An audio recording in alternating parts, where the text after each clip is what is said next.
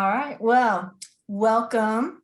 I'm Barbara Stiers. I'm a member of the leadership team for Board of Cooperative Ministries. And I just want to thank you all for being here. BCM is absolutely thrilled with the response we've received to our first virtual leadership focus conference.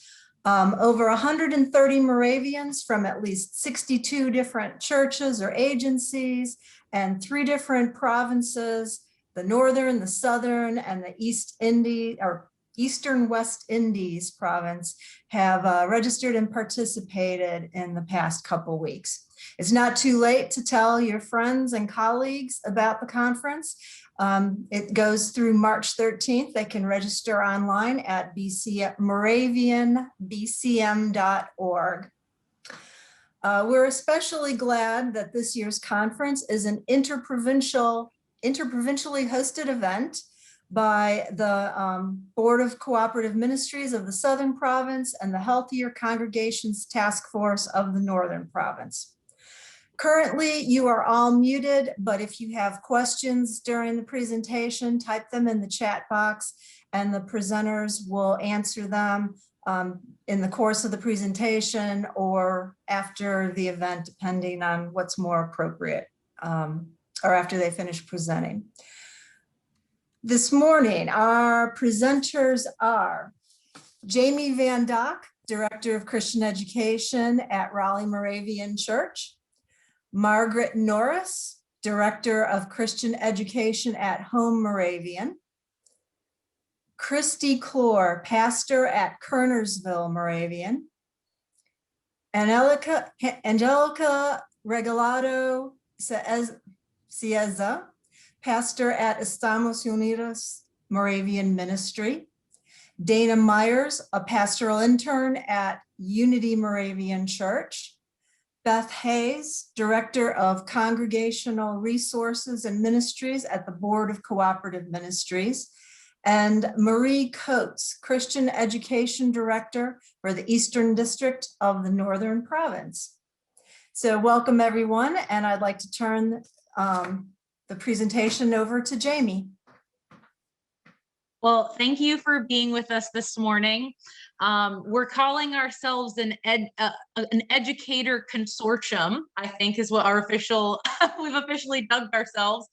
And I have asked each of our partners to just introduce themselves, where they're from, and specifically what their church looked like in terms of participating in faith formation pre-pandemic and maybe what it looks like now. So I'll begin by inviting Miss Margaret Norris. Hello, friends. It's good to see you all. I'm the Director of Christian Education at Home Moravian Church in Winston-Salem, and this collaboration has helped me as an educator because of the increased brain power, and also it has helped with participation. We have a small program for children and youth, and so being able to reach across the miles has been very helpful in having a robust program right now. Hi, Angelica, pastor at Estamos Unidos, Moravian Ministry, or Ministerio Moravo Estamos Unidos. It's a Hispanic new and emerging ministry outreaching to our Hispanic community in the south side of Winston-Salem, and we're 2 years old.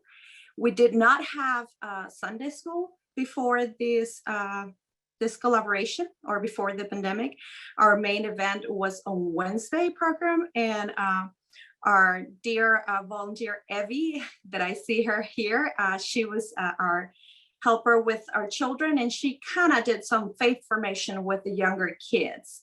So this is fairly new to us. We started with VBS, virtual VBS, last year with Christy in Kernersville, and this has been wonderful. And there has been a lot of response from our children. We do have a large number of kids in our ministry, and many of them participate every Sunday and love to do the activities during the week. So this has been a great collaboration for Estamos Unidos. And I'm Dana Myers at Unity Moravian in Louisville. And I do not know what pre-pandemic Sunday school looked like for our church because I wasn't here before the pandemic.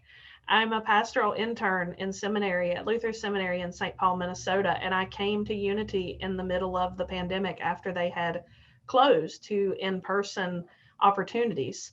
So what I love about our consortium of educators and the ministry that we have here at Unity for our kids is that it's decentralized faith formation and education from being an in-church opportunity only to focusing on parents and families and how they can form the faith of their family unit at home. And it's been a great resource for our folks to have. They can have the flexibility to do faith formation in a way that maybe they hadn't considered before. So going forward, I think that our challenge is to reimagine what church is going to look like and what formation is going to look like for our families in an era where we don't have to be in the same room together. So this has been a wonderful way for Unity to grow and to learn together in Sunday school over the last few months.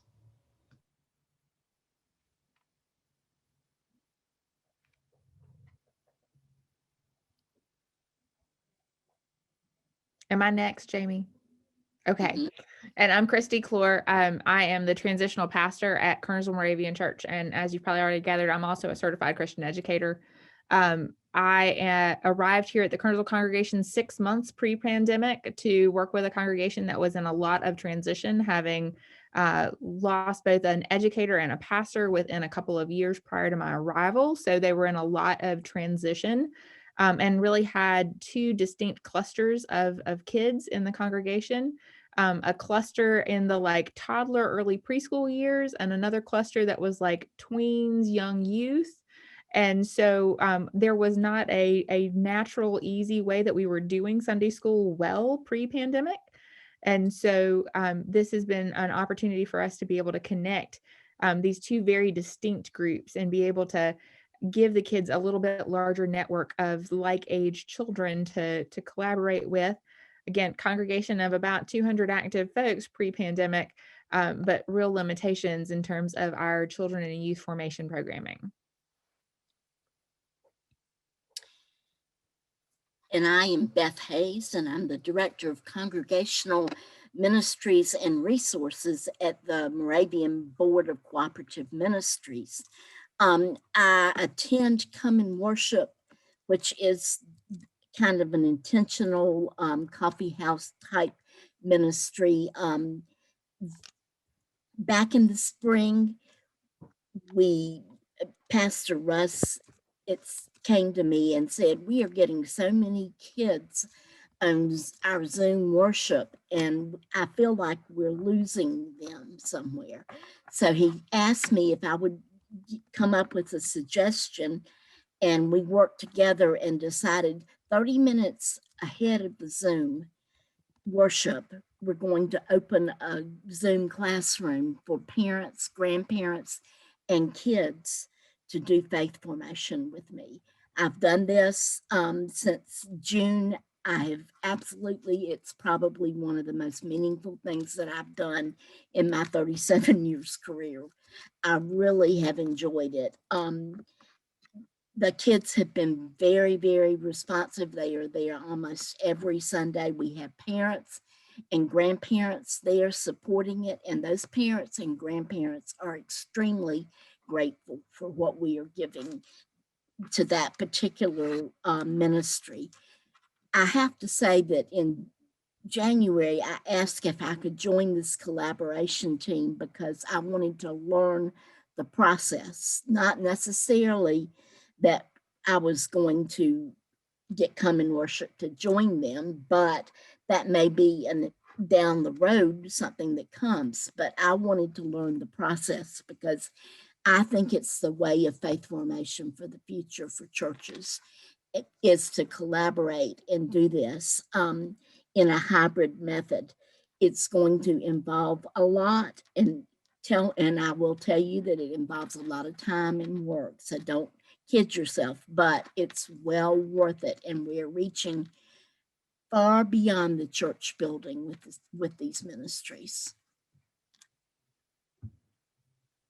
I'm Marie Coates. I'm the Director of Christian Education for the Eastern District in the Northern Province.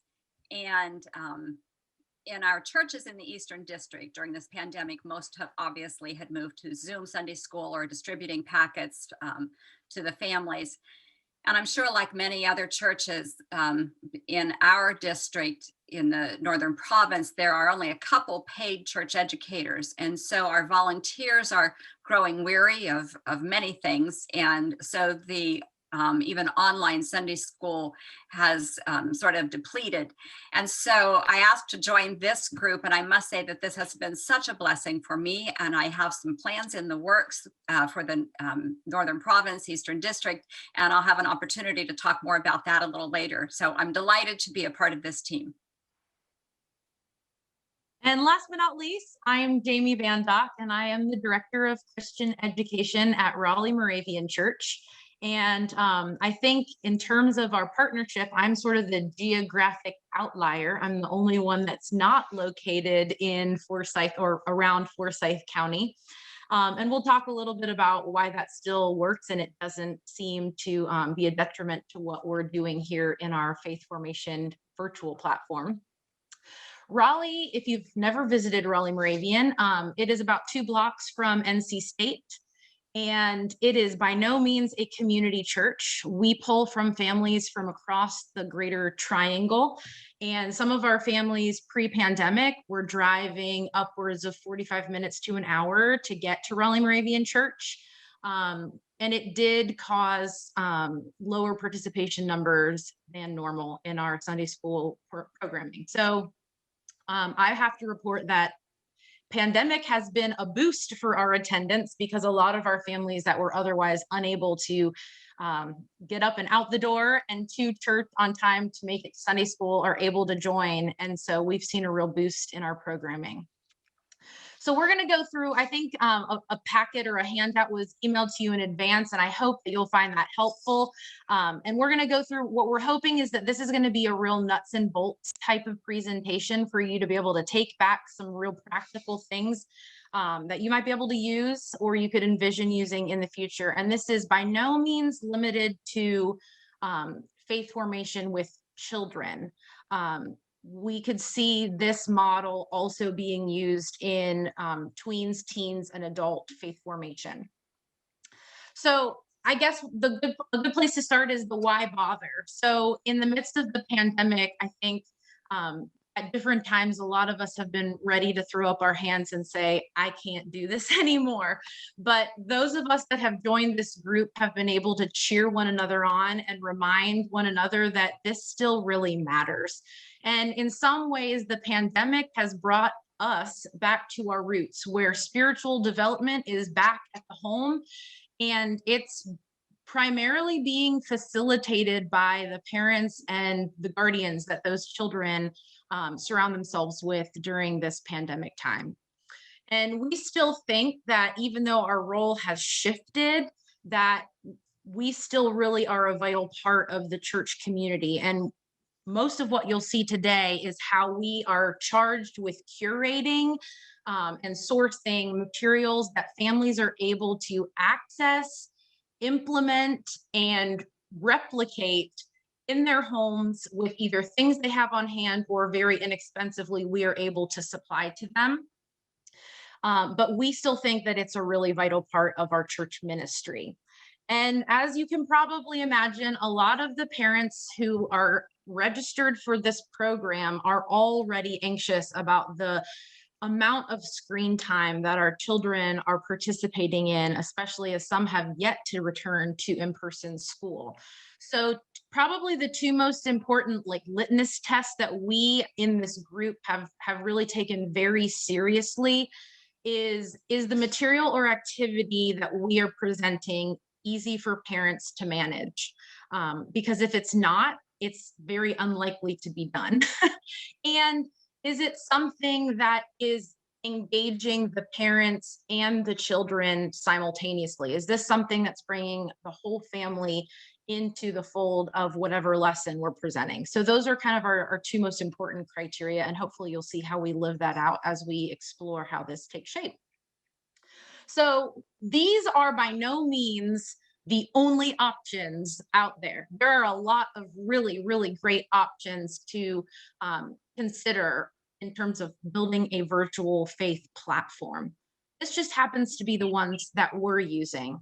And why we chose these, for one, we wanted free, and who doesn't like free? We all have tight church budgets, so we wanted free. We also wanted very easy to access.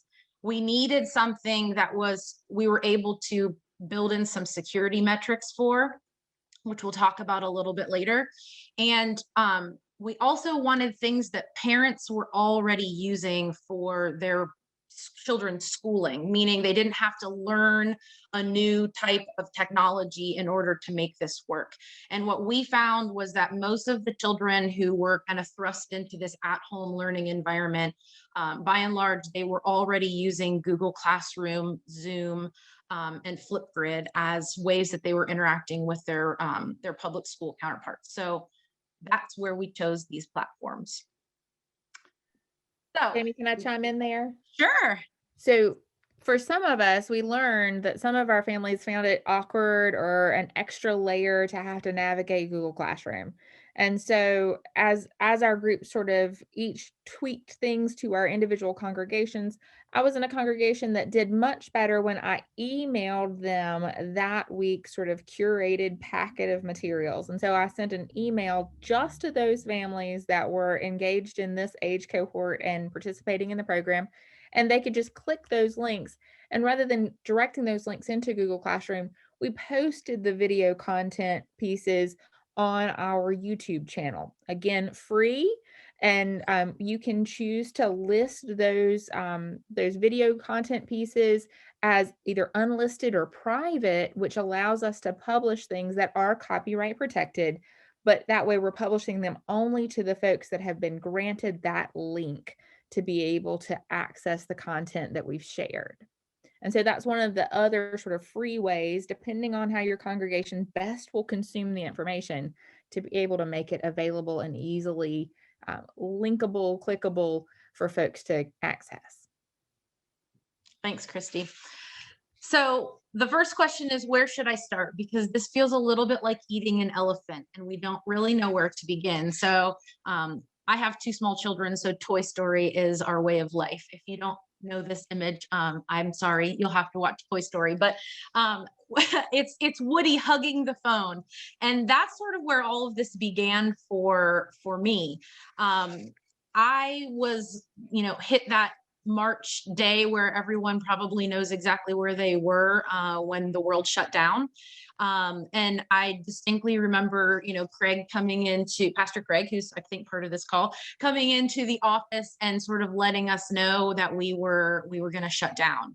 And in the midst of trying to gather up as much as I could shove in my car to go home, I didn't know what was next. I knew I had all of these grand plans for Vacation Bible School and all of these things around the corner, and it just felt like everything came crashing down.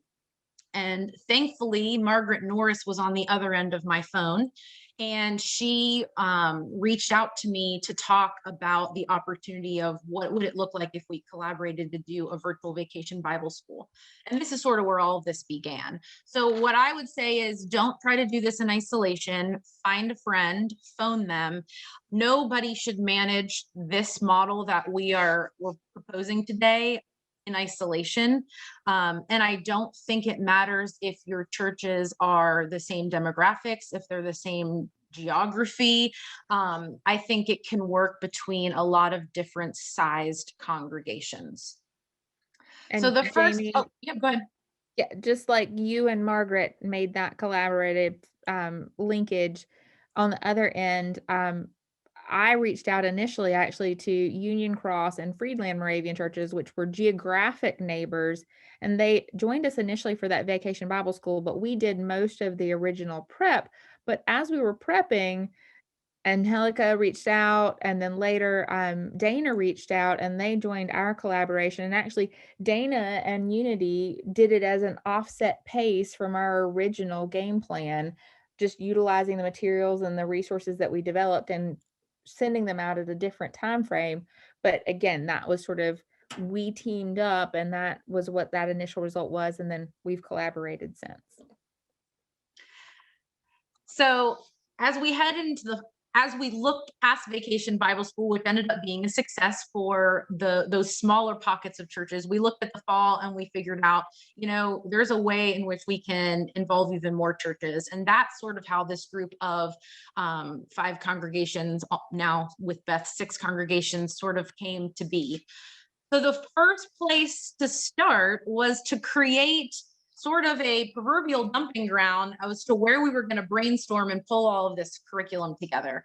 And that came in the shape of a Google folder. Now, I'm probably breaking this down into way simplistic form, but for those of you who are not currently using Google Drive as your sourced hub for putting all of your materials and organizing your files, that's really the way you need to start if you want to consider Google Classroom.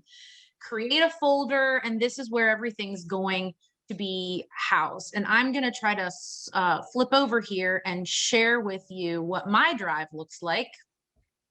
So this is the drive that, oh, that's not the one. Hold on. Let's go to this one. This is what the drive, are you seeing this okay? Great. So this is what the drive looks like for the Sunday school collaboration we're doing right now, which happens to be on the Lord's Prayer. And you'll see we have a folder that we just put the curriculum in, and then we have all of our sessions outlined. And in each of those sessions is where we would find the specific materials that pertain to that particular unit. So everyone in our collaborative group has access to these shared folders, and this is where we will pull stuff over from this location to the Google Classroom, which is what I'll share with you in a minute. And now it probably does bring up the question of, well, how do I know if I have enough storage space to make this work? If you have a Gmail, you have a Google Drive account, but the storage capacity is limited. If your church doesn't have a shared drive folder, you can very easily purchase one for about $2 a month. That will give you more storage space than you could possibly need to do at least an entire annual year's worth of videos and planning for online virtual faith formation. So I would recommend looking at kind of one of the smaller packages that Google offers for storage space. And inside of that, in addition to each of those broken down sessions, probably the most important document in that folder is our curated supply list. Because in addition to the virtual, we're doing kits. So we come up with the supply list, and each church packs their own kits that then get porch delivered to our participants. Margaret, do you want to talk a little bit about what those kits look like? Actually, keep talking and I'll go get one. Great, that would be fantastic. So we'll come back to what those kits end up looking like. But the next thing is to do registration. And I know it might seem like, well, I don't do registration for a normal fall Sunday school. Why would this be important? The reason that registration is really important for virtual faith formation, in addition to kit supplies, it's also the place where you're going to be able to capture the email address that they will want all of these electronic access and materials sent to. More importantly, this is also where they're going to designate or rather acknowledge that they understand that the materials that we are sharing with them through these virtual platforms is in fact copyrighted material. And we can't afford to let those materials be launched into the abyss of the internet. So they're acknowledging that they're not going to lift and share things, but they're also acknowledging some really important matters with regard to safe sanctuary in a virtual space. We take very seriously that not all of our families wish to have their children's images captured during live Zoom sessions. And so we want them to know that we take that seriously and that we agree that we're always going to have 2 unrelated adults, even when we go into breakout rooms in Zoom, that we maintain those policies even in this virtual space. Any questions about Google Folder or Google Forms as it's used for registration?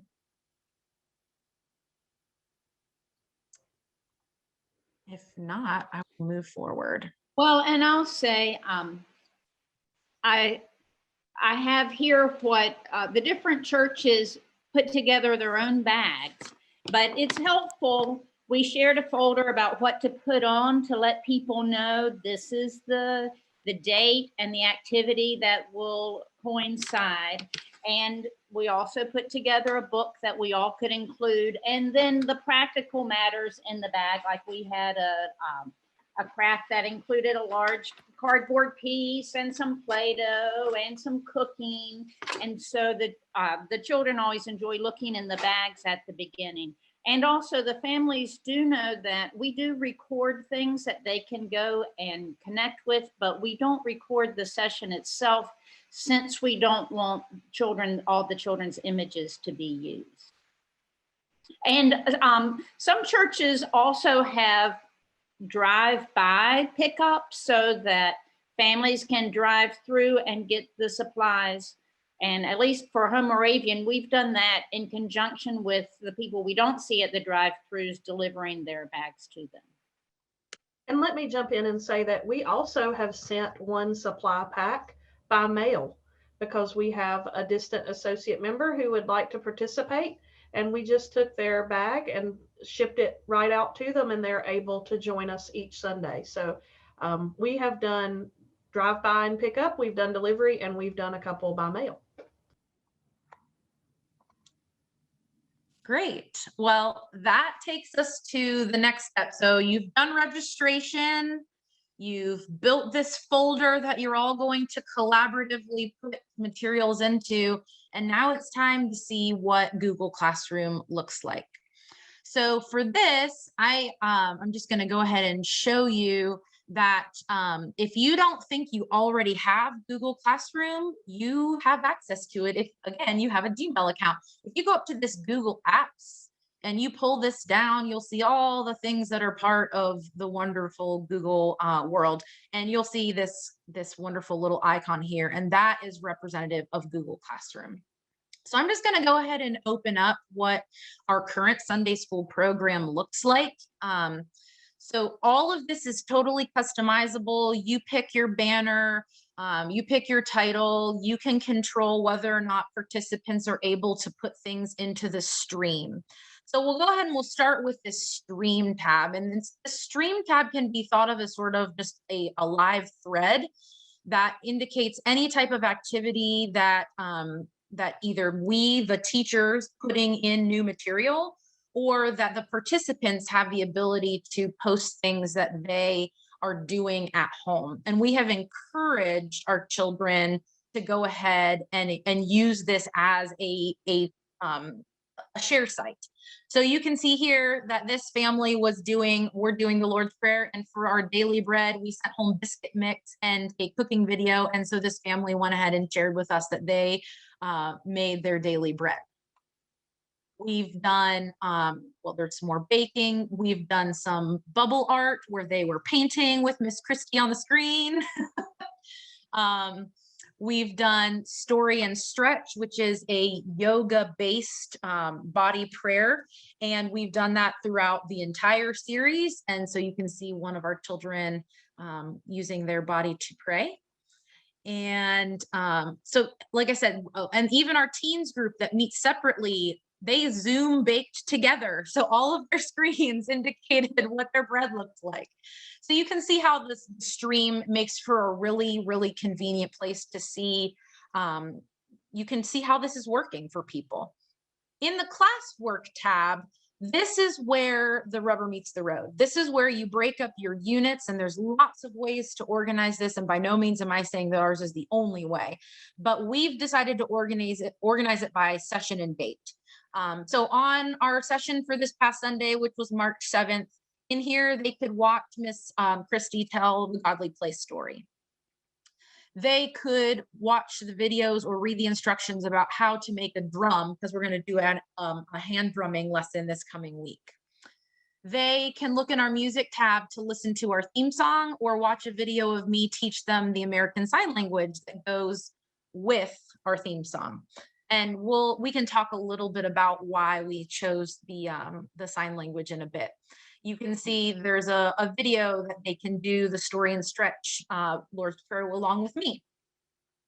And we always have a closing prayer at the end of our live Zoom time, and we include that recording in here because it represents our closing prayer in both Spanish and English. So you can see we've built all of these sessions and they never go away. So families who might be on vacation and didn't take their Sunday school bag with them can at any time go back and revisit any of these materials when it suits them. And I'm sure each one of us can attest to how many families are coming to the live Zoom versus how many families are just interacting with this at some other time during the week. I can say that as a group, we have, at last check, we have 98 families registered and actively participating in our Sunday school consortium. Of that, on an average week, we probably have, somewhere between 20 and 30 live faces that are participating in the live groups for the small group sessions. And by no means is that representative of all the people that are actually doing it. And you can see on the stream, there's plenty of kids who maybe didn't come to the live Zoom, but were able to still catch up with the materials based on the information that's here. In the people tab, that's who's in the classroom and who's been invited to be in the classroom. So you'll see the teachers as well as the students down here. And then we don't worry about the grades because this is obviously not for a grade. And I will be happy at the end of this session, if we want to go back in here and you want to watch me like mock up a tab or show how anything gets pulled over or loaded into this, I will be happy to do that. But it is very, very simple in this classwork tab to see how you can create an assignment or post something. And Jami, you have a question from Carol. Excuse me, Carol, is it Carol Degg? How do you get a recorded video into the session? Great question. And you know what? I'm going to just go ahead and show you how to do that. So if I was going to create an assignment here, I could go ahead and title this Story and Stretch. And I would go to this add, and I could add it from my Google Drive. And it would then, I would want to go over to my drive because that's where it's located. And I can go here to this Lord's Prayer tab. And again, then all those dates show up. So if I want to pull up, whatever it is from whichever session, if there's a video there, this actually isn't the Story and Stretch, but that's the American Sign Language. So I'll just show how that would be inserted. Okay. And I could put my instructions here of this video will show you the ASL. And then I come over here, and this is not for points, so it's an ungraded assignment. And in the topic, I can choose which of those dates I want this assignment to appear. So let's say this one, I want this one to appear in February 28th. I can assign it, and it will automatically go to that date. Or I can schedule it. Scheduling it allows you to pre-build these sessions.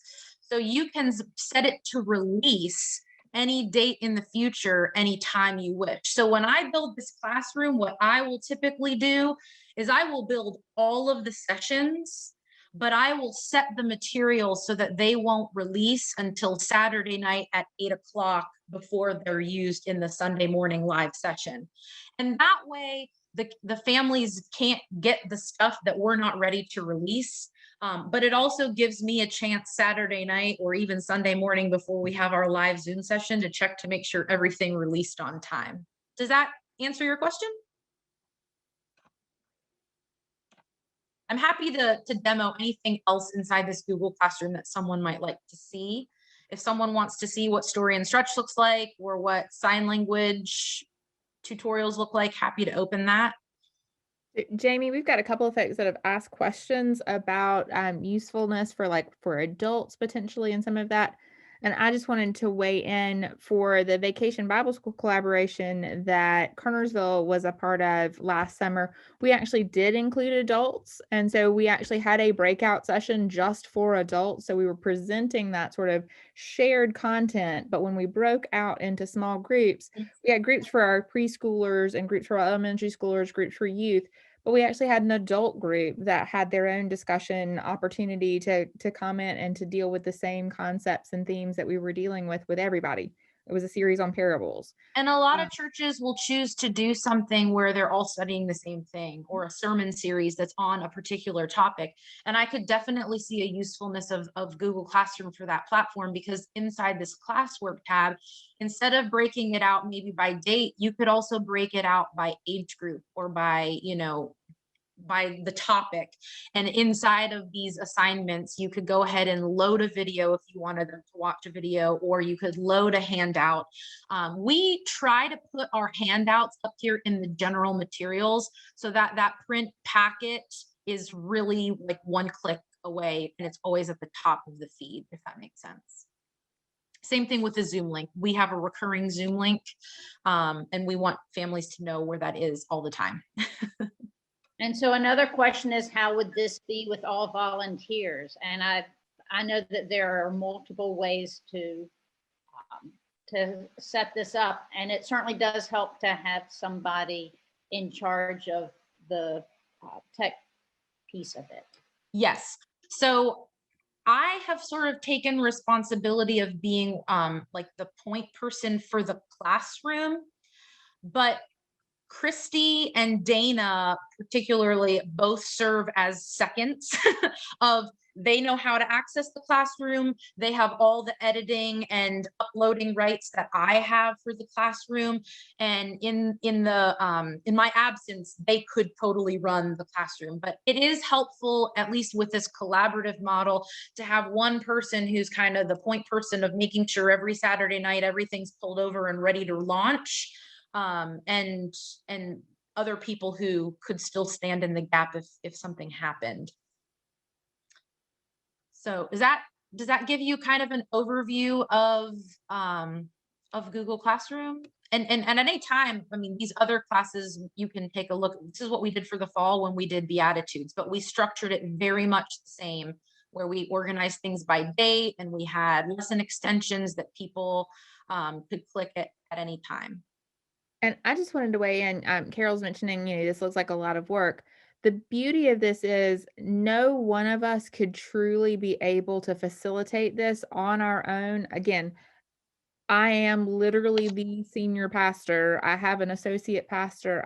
I'm without an admin right at the moment. I could not do this and make sure that we were consistently offering a program for our families right now. The only way that I can is that every once in a while, it's my turn, right? I'm doing a bubble painting lesson. I'm doing a godly play presentation. I'm presenting ASL, whatever that is, I'm taking my turn, but it's not all on me every week. Right. I was just gonna say something. Right there with you, Christy. I mean, for a pastor that has no staff at all, like I'm the only paid person there, this has been a great resource, because as Christy said, we take turns and we divide the work. Like, like Dana and I do the bilingual prayer, and then we just get together and record oral sessions, and then just save them on the drive and just release them on the day that we need to do them. So definitely a great resource. Plus, I wanted to mention that the Zoom link, it's always there. So the parents that are familiar with Google Classroom, they don't need a reminder that every week, okay, here's the Zoom link. They just can go to the Google Classroom and click the link and join our Sunday morning meeting. So it puts, some kind of work to get it together, but once it's there, it kind of free us a little bit of just sending it over and over again the same material. And when we lay out those sessions, when we look at a curriculum, we know exactly how many sessions, if it's going to be 8, if it's going to be 10, if it's going to be 12 sessions. And we very much try to look at the liturgical calendar and realize, okay, Margaret and I of the grouping are the only two who primarily are just educators. And I don't say just educators as in our job isn't important, but we are not wearing other hats as pastor.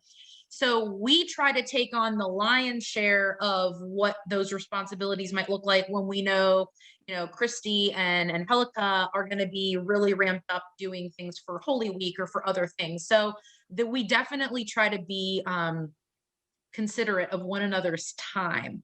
And because nobody is doing this alone, we each kind of have our piece. So in terms of what we offer in our godly or in our coursework extensions, Christy and Margaret are our godly play experts. And so they will trade off week by week who's recording or who's telling the godly play story. I'm the story and stretch girl, so I do that every week. We have, different volunteers in our congregations who are artists, who are cooks, who we will ask and make specific requests to record some of the content. So we are not developing all of that content on our own. We are pulling from experts in our congregations. Maybe you've got somebody in your congregation who does woodworking, or who has an ability to do sewing or something, and they could do a lesson virtually and record some of that. We're doing a drumming exercise next week, and so we've pre-recorded somebody with a background in hand drumming that's going to give us that information and that expertise. So don't let what you saw in the Google Classroom intimidate you into thinking you have to do all of those things well. None of us could do all of those things well. And I think it's important to look at who's on the screen, and also not Marie and Beth, not to put you all on the spot, but they're aware too of other churches who are interested in collaborating. So I think that's a way to reach. That's the reason Marie and I joined this particular partnership or consortium back in January, so that we can learn the process and then coordinate with other churches within our working area, me in the Southern Province, Marie in the Eastern District. We would be glad to help the churches with Canada, but we can help coordinate and teach your people this. And, it may be that for the first units, we join you with this particular collaboration team because they're so used to it. But then once you get used to it, you may decide, okay, we can do this by ourselves. But that's the reason that Marie and I, because the real key is that faith formation in the future this is really where it's going to be. And it does take some work, but if you collaborate, it's not all on one person's shoulder. And I also want to make churches well aware of the fact that if you are going back to in person right now and you're considering, okay, am I going back to my old patterns, or we liked what we've been doing via the virtual, know that whoever is on your staff, you need to be considerate of the fact that if you're going to do both, it's going to take extra time, because what you do virtually is essentially the same thing as what you're going to do in the classroom, but you're double doing with, if I'm making any sense. But we will be glad to help to put groups together. And I really, I think I've listened to, and now I'll lose his name, the keynoter that was doing faith formation last week. And it goes right along with what he was saying. This is where, if we're not going to reach people in the same way that we used to. And this has taught us so much about how we can broaden who we reach out to. Before we leave the topic of specifics, nuts and bolts of Google Classroom, I do want to jump back just as it pertains to Google Classroom with regard to safe sanctuary and protections. So you may have noticed that in that people tab, you saw the teachers and you saw the participants. those participants are people that I loaded their email address that they provided on our registration form. That is the best and most protected way that we can give families this virtual access. There is a digital code that could be shared, and anybody could type in that digital code and join that class. We choose to not use that digital code because we are very committed to protecting who has access to those files, and more importantly, to those images of our children that are shared in that stream. So I just want to mention that out there, that there are two ways to invite people to your class: sharing a digital code that they put in themselves, or putting in their email and they get a link to join. And we always opt for send the link via their email to join, because then it is specific to the logging in from that email account.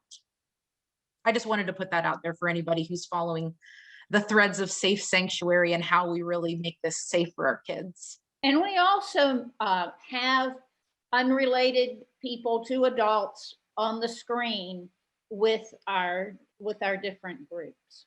And I've been watching the thread too. We have also realized, like, we're starting to talk about Vacation Bible School, that some of us may be hybrid, some of us may be live, some of us may be virtual. We've committed to plan together, no matter how things are going to end up, which has been helpful. And I think that's the last piece of this classroom. So we do, and I'll show that in a minute. We do meet live together. All of these churches meet live on Sunday mornings at 9:30 for a big group opening where we do some music and we show the Godly Place story, and we pray together and do an activity. But this model does not have to be done synchronously.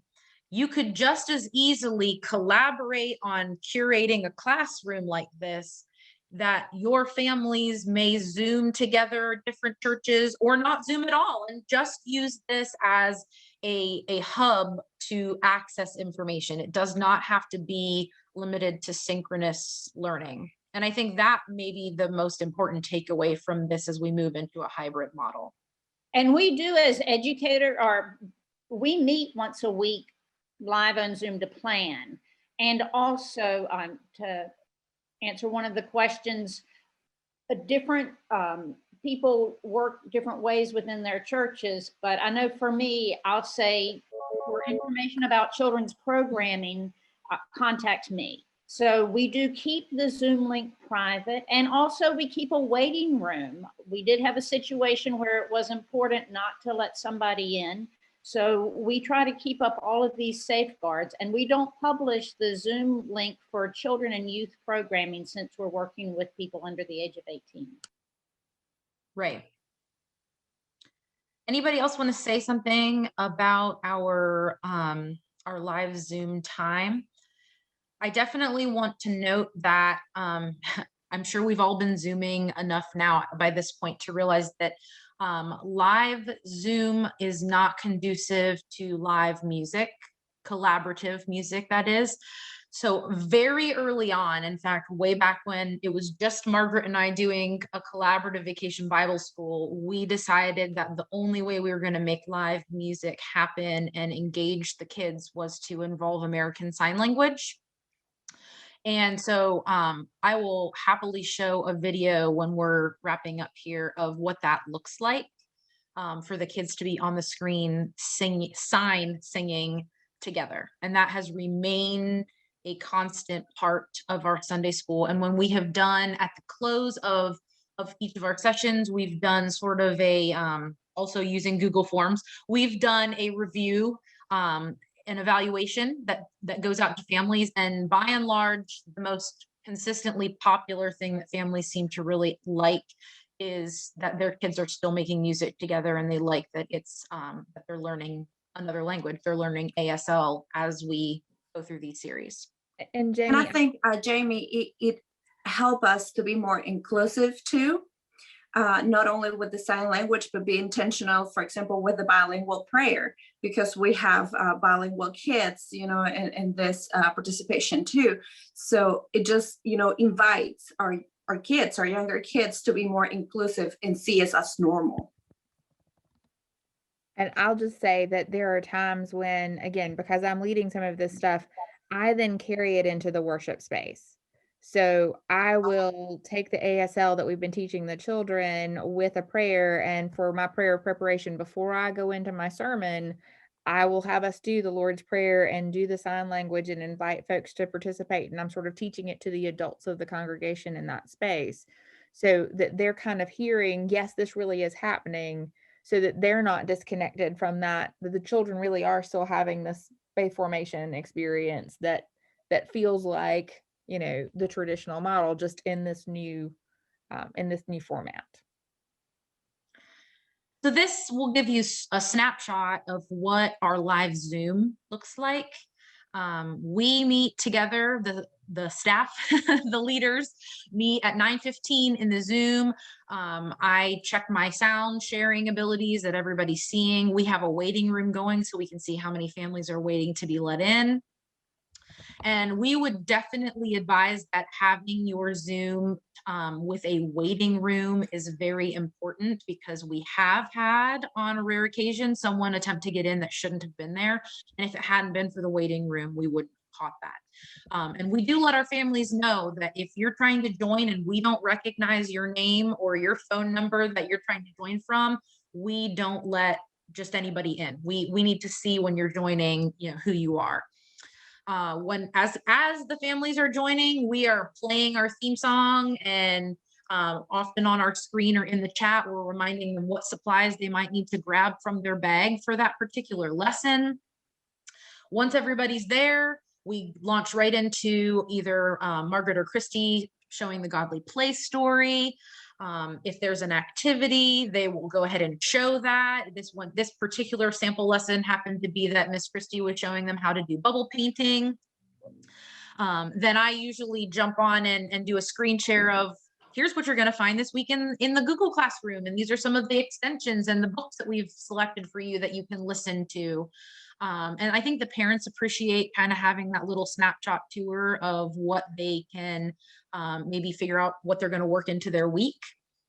And then we show the next 3 or 4 ASL signs that go with us, because we find if we teach it in little phrases or chunks, that it becomes something that they really can latch on to.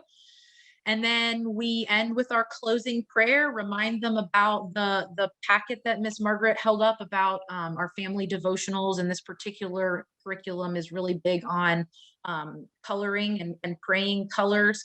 So we highlight that sheet is available for them as we play into our exit time. And that's really the large group time. We have time at 10 o'clock when this ends. Some of us stay on. Unity Moravian, Estamos Unidos, and myself at Raleigh, our kids stay on together because they're mostly younger children. And I have about a 15 or a 20-minute kind of dig a little deeper activity that we'll do together. And then, Christy and Margaret will jump back on that same Zoom at 11:30 when their live stream worship ends, and they'll meet with some of those tween and junior high aged kids and do sort of a slightly more, age appropriate activity that goes, with that particular group. So there are a lot of things going on Sunday mornings, and not all of it lines up with each other. And Jami, I'll just add in that our sessions with the older age cohort, because they can hang with it, often do last longer. Like you saw the live cooking kind of thing. We literally waited for most of the group to log on. We did a live cooking demo with them. They mixed their batter. They made their biscuits. They put them on their sheet pans, put them in the ovens. We had a little check-in session, and then they were snacking on their biscuits at the end of the session as we were closing in prayer. So, with that older group, we basically do almost have like a junior high youth fellowship kind of setting for it. And Whereas I just wanted to mention the breakout rooms. I think everybody here at some point with Leadership Focus have experienced the breakout rooms, but we have a lot of kids within our families, and sometimes the teens of our group of Estamos Unidos join, and I get to, leave the early or the younger group and just take our teenagers into a breakout room at the same time while the younger group is meeting. So we have all these options to do whatever it's more suitable for each church. And the larger group is large, and so we might have a thumbs up or everybody show what you've been doing, but the breakout rooms are a time when folks can really talk with each other. And also part of Jami's outline that she was just showing, she also shares examples of anything people have posted, like you saw the Daily Bread picture, so that they can see what each other is doing, which they enjoy doing. And with the breakout sessions, as well as with the large session, we always have 2 non-related adults who've gone through the Safe Sanctuary process. And then the last thing I wanted to say is, as you can tell from the live Zoom sample outline, a lot of times, like Pastor Christy showed, you'll need these supplies, you'll need your straws, you'll need the paper, you'll need this for the bubble painting. And then they actually do, like you saw the picture of the boy, they, a lot of times after the live Zoom session, since it's fairly quick, they'll do their activity later. So how do you know this model is working? You're not getting the instant feedback from the kids live in the Sunday school classroom with the excitement and all of that. So the way we know that we feel like it's working, in addition to, of course, the evaluations that families can fill out after we've concluded a unit, the ability for them to post in that stream feature inside the Google Classroom is one metric. We can actually see, are they doing all of these activities? Because it seems like maybe all of these activities aren't necessary if nobody's using them. But each week we see that the kids are doing it. And so that's really encouraging to us. One extension that you might think is worth considering is Flipgrid. And we have used that for some of our units. We've used it for Vacation Bible School. We've used it for some of our fall sessions. We're not currently using it for the Lord's Prayer unit, but I do think it's really worth mentioning. Again, it's free. They're probably already using some features of it for their virtual public school options, but I just wanted to highlight what that might look like for anybody who's not familiar with Flipgrid. So this is a Flipgrid that we created for the Beatitudes, and this is nothing more than a virtual share site. And it allows kids to jump on and record a 30-second, you can control how long, a 30-second video about what it is that they're working on or what they're doing. So we encouraged, this was called a create and share, and I'll just show you what some of the kids were doing. Hi everyone. This is my kaleidoscope. Here. And the background is we were looking through, looking at the world differently through the eyes of the Beatitudes. Actually, I was like, hi everyone. This is my kaleidoscope.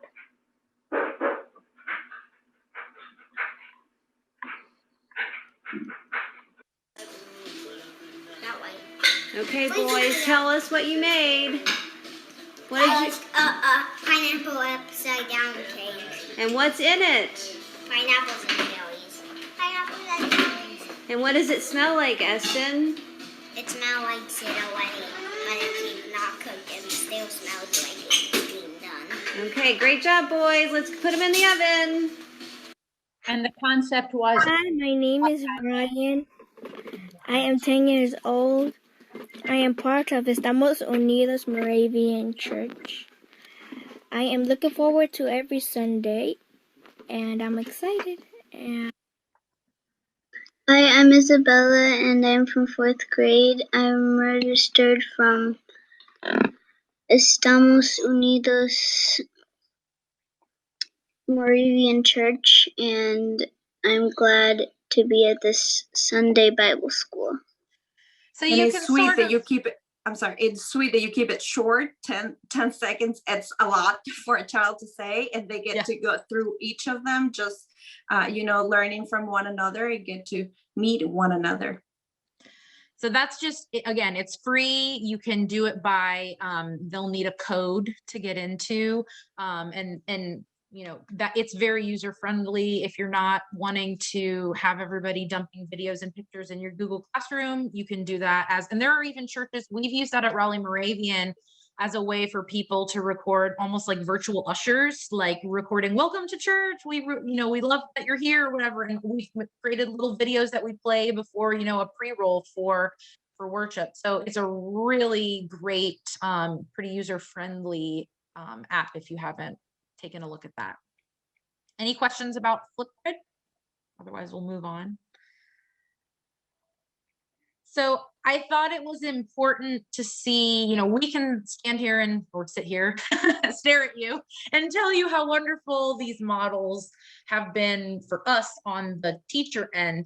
But I think probably what's more important is the testimonials from the user standpoint. And so we solicited, we didn't pay anybody for these testimonials, but we did beg them to send us their thoughts that we could include.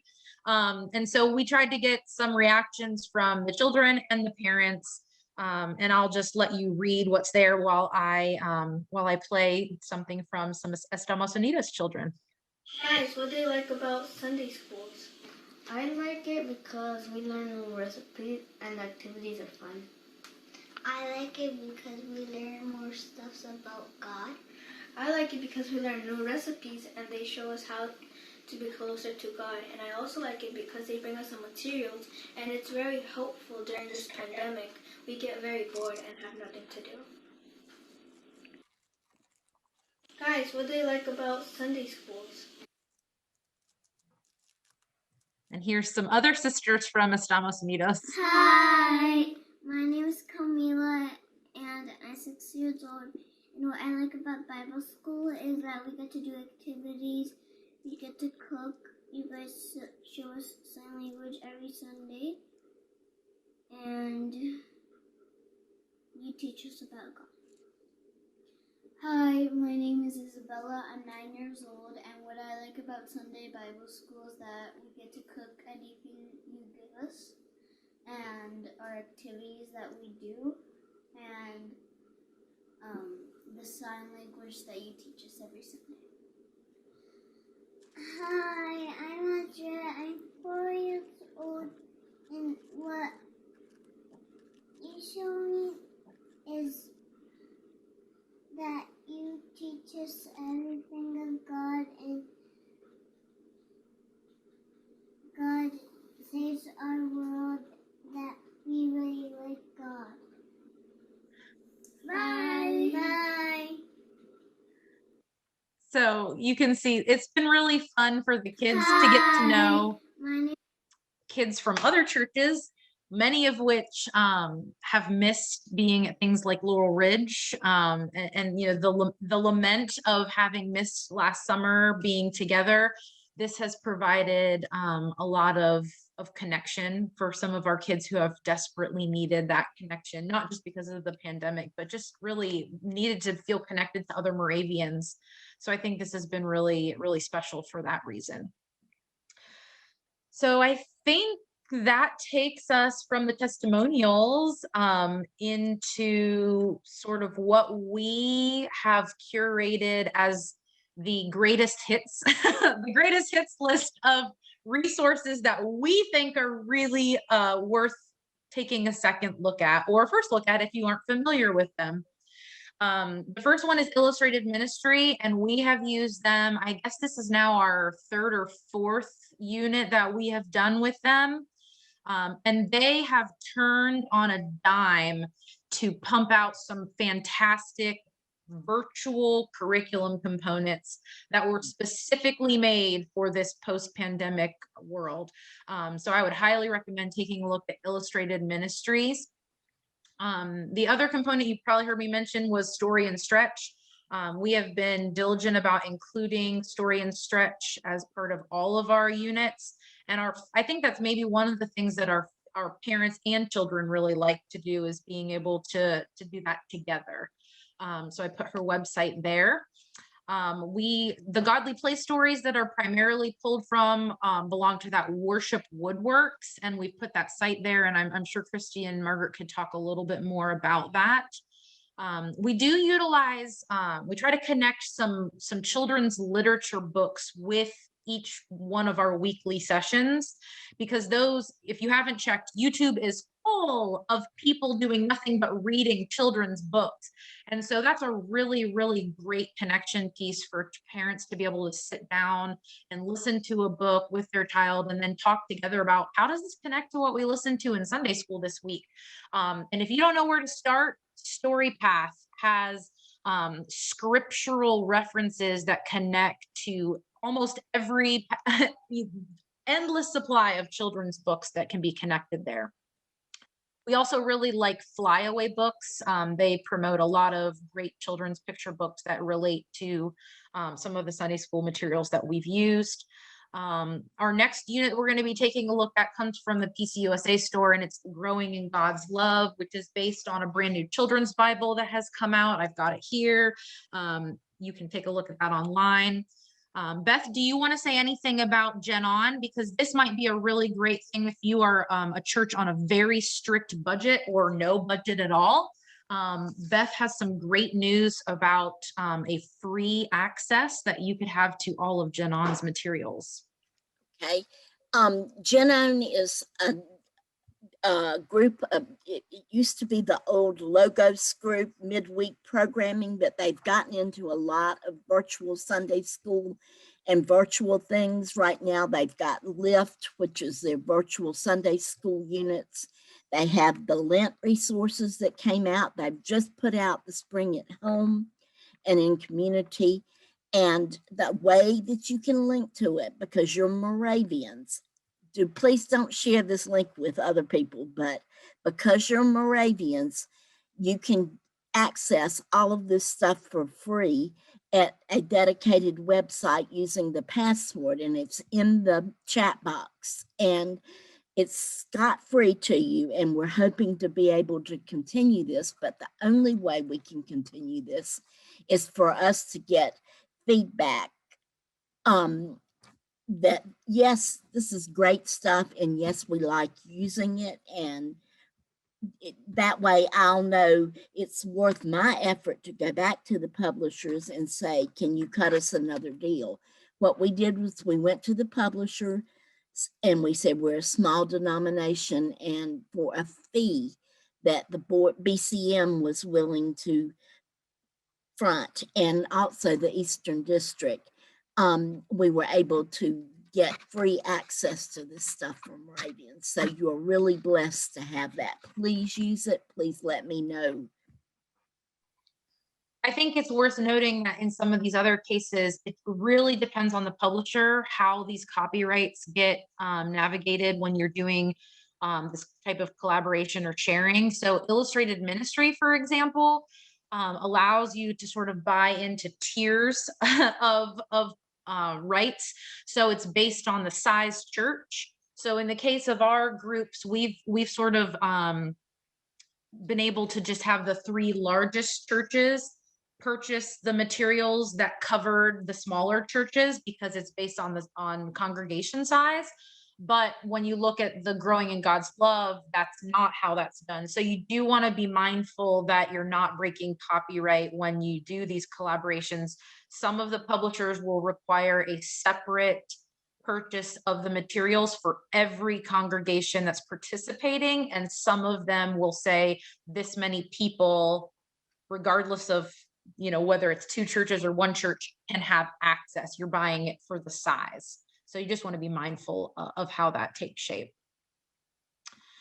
Happy to open it up to some questions, and I will get up. I did have on the list there the hand speak, because I think probably one of the things I get asked most by people who want to do this model is, that's great, but I don't know anything about sign language.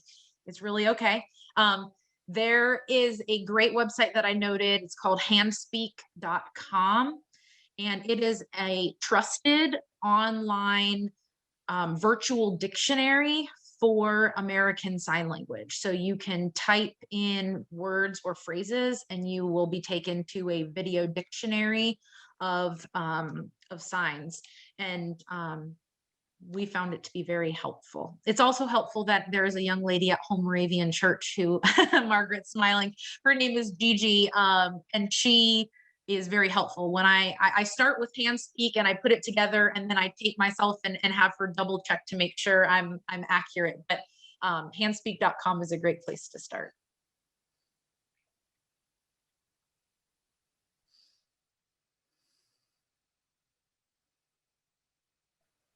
I think this sounds amazing. I've only worked in the Northern Province, and there are just not lots of Christian educators in churches. And so I just am thinking about how to do this in a way that doesn't take an expert, because that is not like Christian educate. Like, all of this sounds amazing. Like, I want my kids to join because they're the only 2 children in a congregation full of 80-year-olds.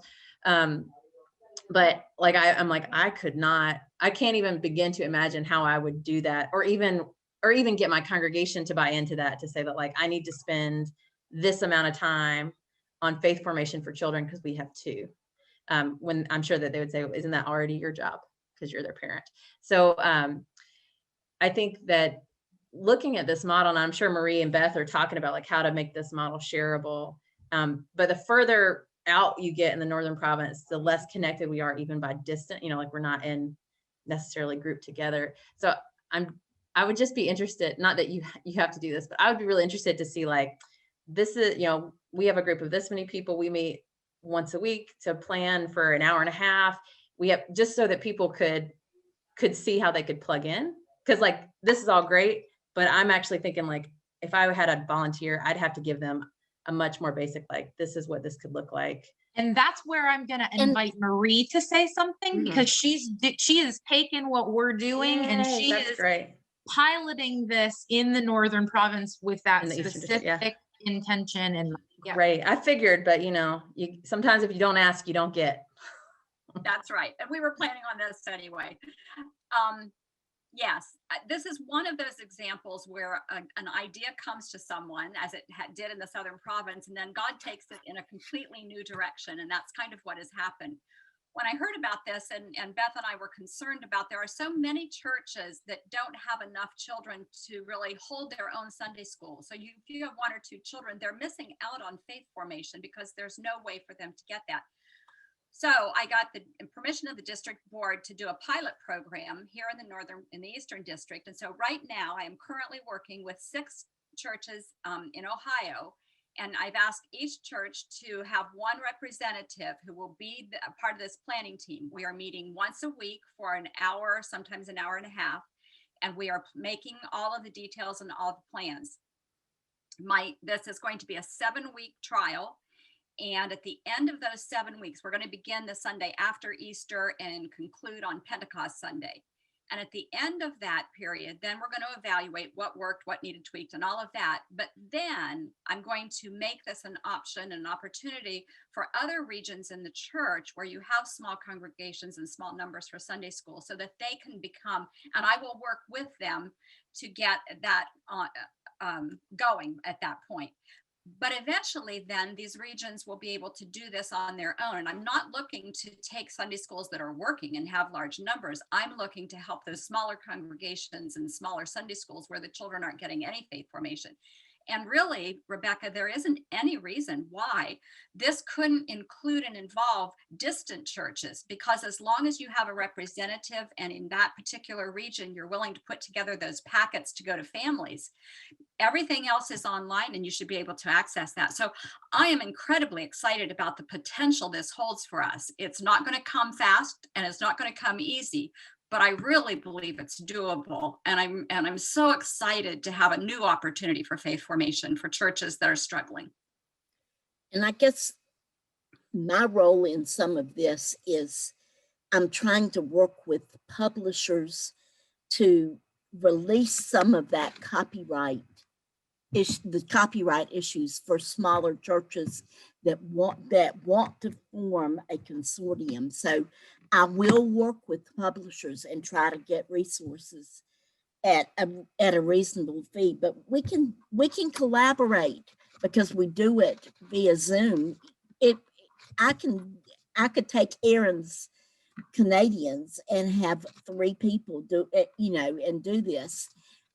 This original collaboration team has been very gracious, and they are open to new people and new ideas. They are open to sharing some of the stuff that they've already done. And I'll just say, this does not always mean that we really have big Sunday schools. Like, please hear me when I say we were doing well to have 8 children in the building for a Sunday school experience, whether that be during the worship hour in Godly Play or during a Sunday school hour prior to worship. Like, we were maybe 8 on a Sunday, and that was a good Sunday. And right now, I mean, I'm reaching maybe 15 kids from birth to age 15. So, I mean, we're not talking about a big group, and that's just it. We wouldn't be doing anything at all if we weren't part of this group. Could I, a couple things. This is really fantastic. Thank you. A couple things. When we tried to even think about this, there was such resistance in our particular area with our school district. Everything was Zoom, and I was glad to see that even those who felt that initial resistance picked up on this and did that, and that's good to know, and to be able to take that to CEC. The other thing is, don't assume that, like Lidditz is, considered a large church. Don't assume that our Sunday school is great. So it doesn't have to be a small church that is in trouble, are the only ones that are concerned about this, because we have right now face-to-face Sunday school, nothing online, and we have a total of 8 kids. So we're not, we need this kind of help. And the third thing, there are 2, I'm would really be interested in something like this for VBS this summer. Where CEC is now debating how we could do it face to face, by separating everybody outside, or could we do some face to face and some on Zoom. So that's something I'm interested in. And the last thing, and Marie, maybe you're more involved with this, but the regular yearly youth rally that we have for the Northern Province kids, which is basically in the Eastern, but well, it's all over, but they've again decided not to have face-to-face rally this year. So how could they're talking, oh, we'll have to have it by Zoom, but I don't know of anybody that's doing anything like this. That'd be really, really good for that. So Marie, maybe you need to step in there, or something with Cynthia, maybe, I don't know. Yeah, we'll see where that goes. But let me make just 2 comments about how differently you can do this. This is, Jami has been, I can't say enough about this Southern Province team. I mean, I am so grateful. God has blessed them, and we're all blessed because of their creativity. But for us, one of the ways that we are tweaking that and using that here in the Ohio churches is we're going to have just what Jami had outlined for you for K through 5. And we are going to meet on Sunday evenings from 4 to 5, because our worship services are so different for all of our churches here, that was the time that the parents were surveyed, and that's what they chose. So we're going to do it in Sunday evenings, which means we will all be together for the whole thing. Second point is we are going to have a separate gathering at the same time for our 6th through 12th grade, and they are going to do an entirely different lesson topic focus. So I have different people working on that one. So the options are endless in terms of what will work for your area. And so that's, I think, what I find most exciting about this. The format is there, the foundation has been placed, and now we see where God takes it. And I noticed that someone, I think Aaron, posted a question wondering if this was a Band-Aid for Sunday school in general, or if this is going to lead to something new. I think this is going to lead to something new.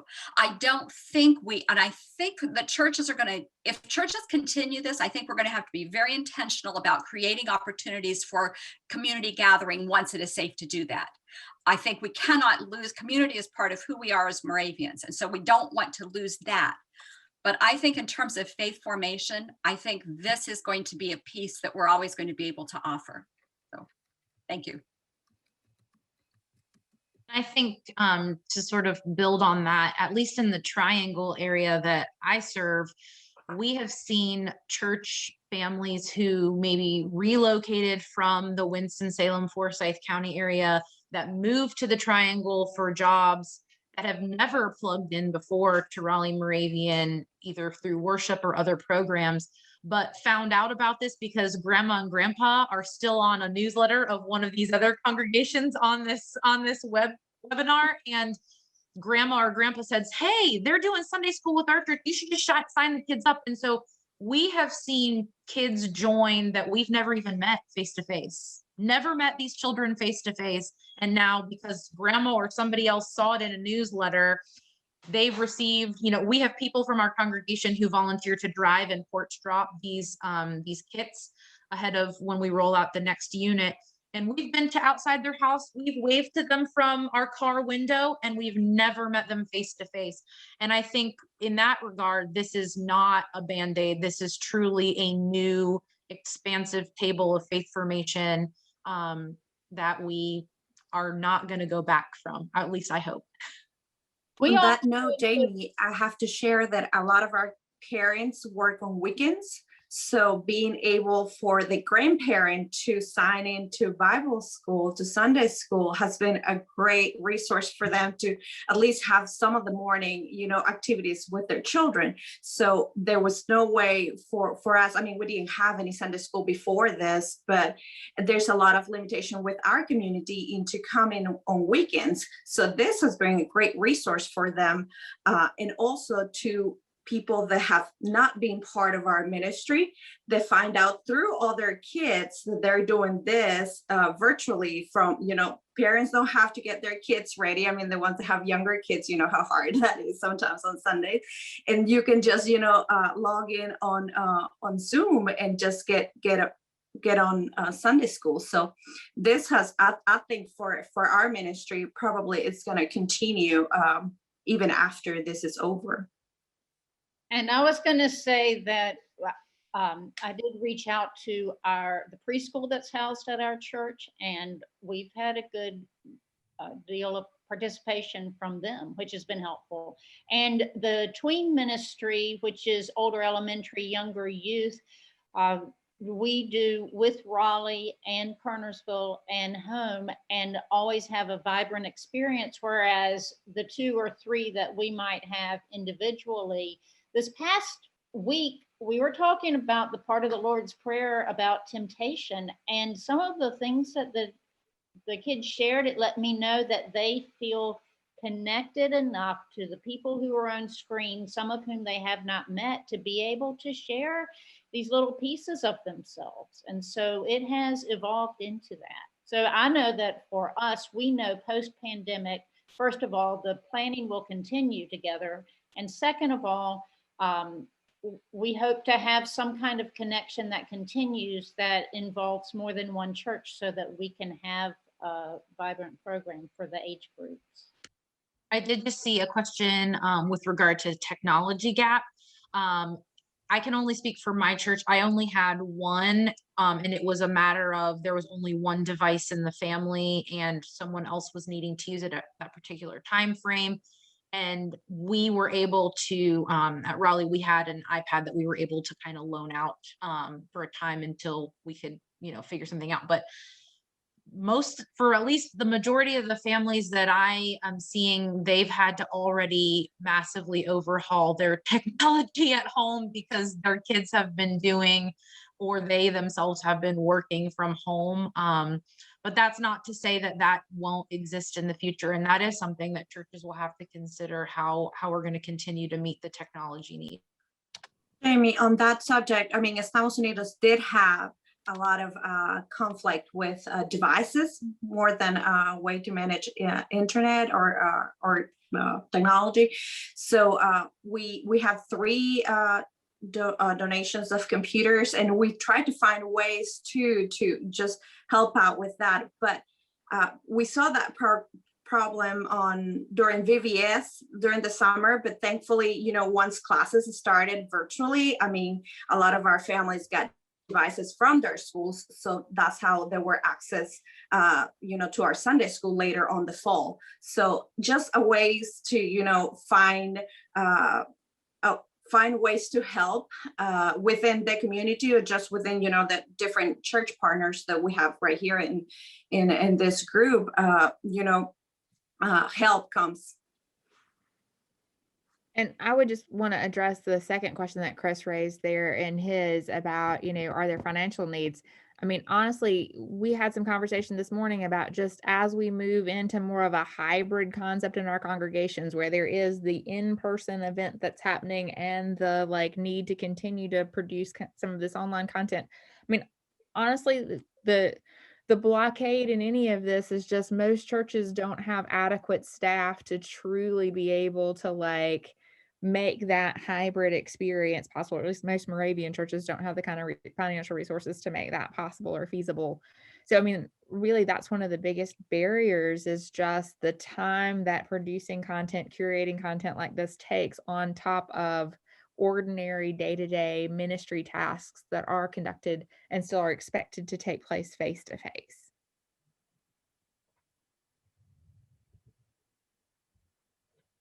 I think probably the biggest financial concern is sort of what Beth and Marie brought a little bit of attention to, is with the copyrights.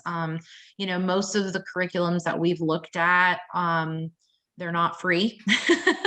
They do cost something. And by all means, am I not saying that, you know, those people need to make their, you know, their living as well. The issue is for some of these churches, they would be buying zero curriculum because they aren't doing anything. And so we need to find a way for people like Beth and Marie to be able to advocate for some of these churches that are going to go in together, how we're going to negotiate the prices for some of these, you know, these packets. We've been able to do that amongst our group. And we've been very intentional that we didn't want to pass the expense along to congregations who couldn't shoulder the burden, or then to as a barrier for people to participate. We have charged nothing for not for a virtual vacation Bible school, not for any of our units. And those kits do cost a little something. We have tried very hard to keep the cost of the physical kits to under, like right around the $10 to $12 per family participant unit. And so that takes work. That takes, you know, sometimes it's like, oh, if we order these in bulk, that's way more than any one of our churches needs. So can we order it and have it shipped to Beth, and then we can all share those resources that we're buying in bulk off of, you know, Amazon or Oriental Trading or whatever it is that we're purchasing. So you do have to have some savvy shopping. And, you know, each one of our units so far, because it's a very top rated event, is the baking or the cooking part of our class. You know, we try to shop and get the 89-cent box of biscuit mix, or the 84-cent thing of maraschino cherries, and the box of cake mix. And we try to really be frugal because we want these families to be able to participate with no cost to them. So I think that's the financial aspect that we need to consider, is how are some of these smaller churches going to be able to afford it when maybe they haven't even budgeted for buying Sunday school curriculum. And now we're going to say, well, to buy in, you have to pay $40 to have access to the Google Classroom, because that's what the, you know, the curriculum costs. And to what Jami's saying there, I mean, like, let's talk about the curriculum cost. Like the Growing in God's Love units, we're basically combining 2 units to do our 8-week session from Easter to Pentecost. And, you know, those 2 units are $80 per church to purchase those 2 units. when we're doing the illustrated ministries piece, at least they're on that sliding scale. So like I can go in there and I can say, okay, we fall in the 250 to 500 member category.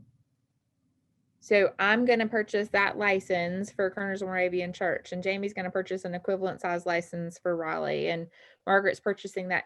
And we've got enough purchased, does that make sense, within that we can umbrella some other folks into us, because it's not quite so congregation dependent. And so then we're spending $79, $89 for that unit per church. And the blessing of Gen On and what Beth has negotiated is that you can have curriculum that the Moravian Church has covered for you. Right. I think that's really important to share that with those in your area, those of you who are participating in that this is a true blessing that Beth has negotiated and that the Eastern District has joined with. And depending on how this is responded, then perhaps that's something we can encourage in the future. So, right, we'll need to know how you are responding to this, for this to keep on happening, especially with Gen On. I mean, they're listening to a lot of our concerns. They're willing to extend the agreement that we made with them, and it's a real blessing. But I have to hear from you how you're using this out there, because that's really important. And I'll continue to work with publishers as much as I can. I tried my best with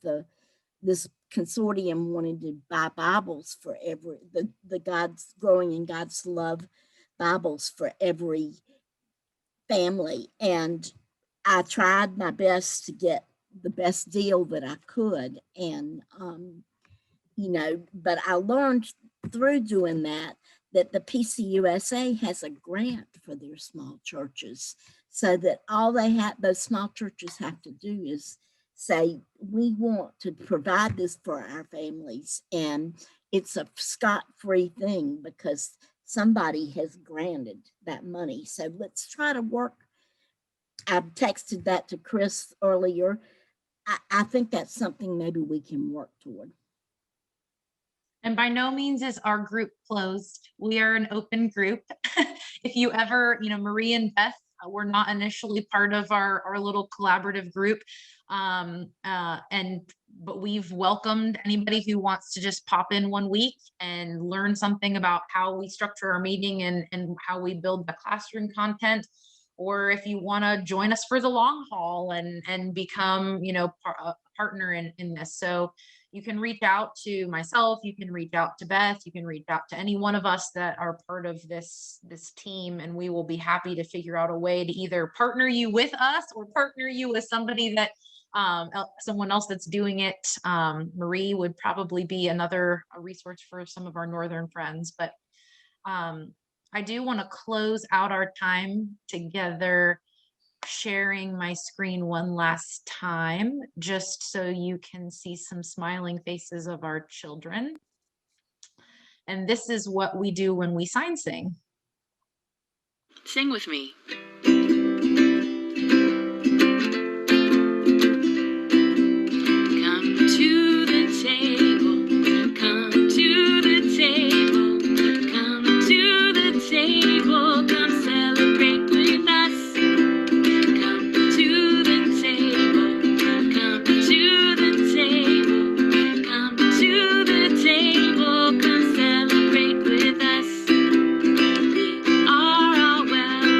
Yes.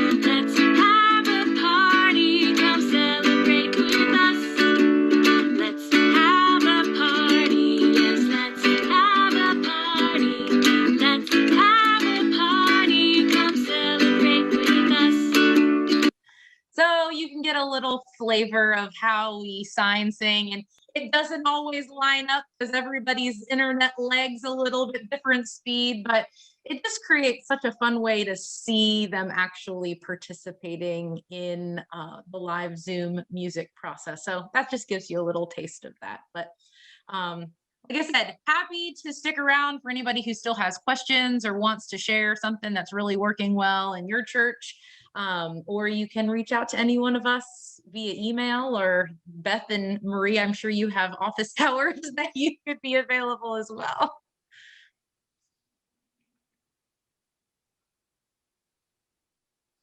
Well, I want to thank everyone today thank our presenters for another fabulous workshop. Jami, Margaret, Christy, Angelica, Dana, Beth, and Marie.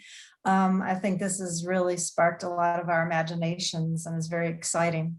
I want to remind everyone that paid registrants will get an email within 2 weeks of the end of Leadership Focus. It will retain or it will contain a link to a recording of today's session and other Leadership Focus workshops, as well as other helpful resources and materials.